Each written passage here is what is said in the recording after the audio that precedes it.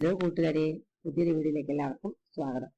നമുക്കിന്ന് എന്താണ് യാന്ത്രിക വിവർത്തനം എന്ന് പഠിക്കാം. യാന്ത്രിക വിവർത്തനം എന്ന് കേൾക്കുമ്പോൾ തന്നെ നമുക്കറിയാം, യന്ത്രങ്ങളുടെ സഹായത്തോടെ വിവർത്തനം ചെയ്യുന്ന രീതിയാണ് യാന്ത്രിക വിവർത്തനം എന്ന് പറയുന്നത്.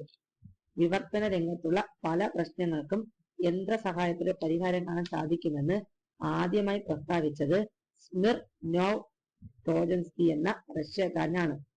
ഒരേ സമയത്ത് പല ഭാഷകൾ തമ്മിൽ യന്ത്ര സഹായത്തോടെ വിവർത്തനം ചെയ്യാമെന്ന് അദ്ദേഹം അവകാശപ്പെട്ടു.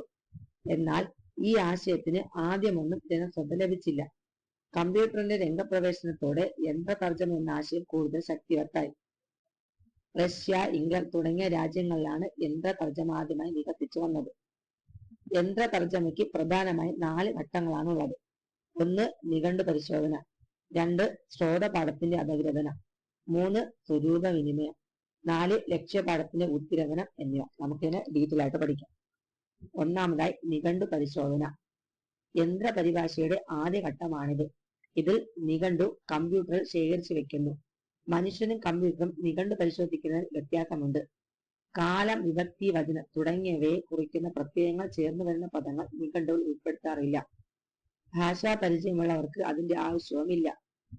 എന്നാൽ കമ്പ്യൂട്ടർ നിഘണ്ടു പരിശോധിക്കുമ്പോൾ മേൽപ്പറഞ്ഞ രൂപങ്ങൾ വെവ്വേറെ പട്ടികയിൽപ്പെടുത്തി നിഘണ്ടുവിൽ ചേർക്കണം. ഇതിന് പ്രതിവിധി എന്ന നിലയിലാണ് പ്രകൃതികളെയും പ്രത്യയങ്ങളെയും വെവ്വേറെ കൈകാര്യം ചെയ്യുന്ന സമ്പ്രദായം നിലവിൽ വന്നത്. പ്രകൃതി നിഘണ്ടുക്കൾ നിർമ്മിച്ച് അവയെ കമ്പ്യൂട്ടറിൽ കൊടുക്കുകയാണ് ആദ്യത്തെ പ്രവൃത്തി. പ്രകൃതി നിഘണ്ടുവിൽ നിന്ന് ശ്രോതപാഠത്തിന് പ്രകൃതിക്ക് തുല്യമായ ലക്ഷ്യപ്രകൃതി കണ്ടെത്തുന്നു. പ്രസ്തുത ലക്ഷ്യപ്രകൃതിക്ക് അനുയോജ്യമായ പ്രത്യയങ്ങൾ നിഘണ്ടുവിൽ നിന്ന് തിരഞ്ഞെടുക്കുന്നു. പ്രകൃതി പ്രത്യയങ്ങളുടെ ചേർച്ച ഏറ്റവും ഒടുവിൽ നടത്തുന്നു. ഈ സമ്പ്രദായ പ്രകാരം വന്നാൽ എന്ന പ്രാചീന മലയാള പദത്തിന് തുല്യമായ ഇംഗ്ലീഷ് പദം നിർമ്മിക്കുന്നത് എങ്ങനെയെന്ന് നോക്കാം. ആദ്യം പ്രകൃതി നിഘണ്ടുവിൽ നിന്ന് വ, കം എന്നും ഇന്ന, പാസ്റ്റ് ടെൻസ് എന്നും ആൻഡ്, ഹി എന്നും ഉള്ള വിവരങ്ങൾ ശേഖരിക്കുന്നു. ഒടുവിൽ ഇവയെല്ലാം കൂട്ടിച്ചേർത്ത് ഹി കെയിം എന്ന രൂപം കിട്ടുന്നു. നിഘണ്ടു പരിശോധനയെ രണ്ടായി തിരിക്കാം: ക്രമീക സമീപനമെന്നും ആകസ്മിക സമീപനമെന്നും. ക്രമിക സമീപനത്തിൽ ശ്രോതപാഠവും നിഘണ്ടുവും ഒരേ സമയം കമ്പ്യൂട്ടറിൽ പരിശോധിക്കാൻ കഴിയും. എന്നാൽ ആകസ്മിക സമീപനത്തിൽ ഇവ ഒരേ സമയം പരിശോധിക്കാൻ കഴിയില്ല. രണ്ടാമതായി ശ്രോതപാഠത്തിന്റെ അപഗ്രഥനം. യന്ത്ര പരിശോധനയുടെ രണ്ടാം ഘട്ടമാണിത്. ശ്രോതപാഠത്തെ അപഗ്രഥിച്ച് പഠിക്കുകയാണ് ഇത് കൊണ്ട് ഉദ്ദേശിക്കുന്നത്. അതായത് മൂലഭാഷയെ പദാനുപത തർജ്ജമയിലൂടെ വിശദീകരിക്കുന്ന അർത്ഥം. അപ്പോൾ അർത്ഥവും വിശദീകരണമല്ല ലക്ഷ്യഭാഷകാരന് മനസ്സിലാക്കിയെടുക്കാൻ സാധിക്കുന്നു. ഇതിന് യന്ത്രവിവർത്തനം സഹായകമാണ്. മൂന്നാമതായി സ്വരൂപ വിനിമയം. യന്ത്രവിവർത്തനത്തിന്റെ മൂന്നാമത്തെ ഘട്ടമാണിത്.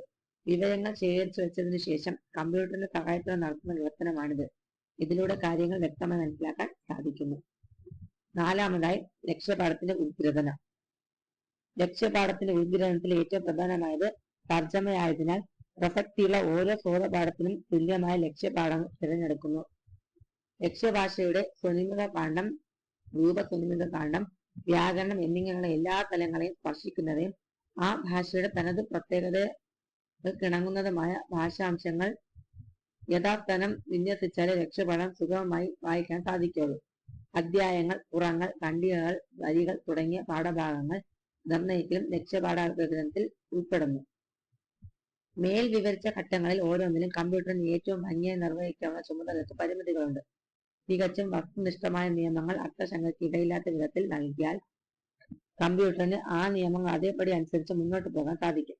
എന്നാൽ ഭാഷണത്തിന്റെ പല അംശങ്ങളും വസ്തുനിഷ്ഠമായ നിയമങ്ങളുടെ പിടിയിൽ ഒതുങ്ങാത്തതിനാൽ യന്ത്രഭാഷ പൂർണ്ണമായും വിജയിക്കാറില്ല. ഇതിന് ചില പരിമിതികളുമുണ്ട്. അപ്പോൾ അത് മനസ്സിലാക്കിയാണ് യന്ത്രവിവർത്തനം എന്താണെന്ന് പഠിക്കേണ്ടത്. അപ്പോൾ പിന്നെ മറ്റൊരു വീഡിയോ കാണുന്നവരെ ബൈ.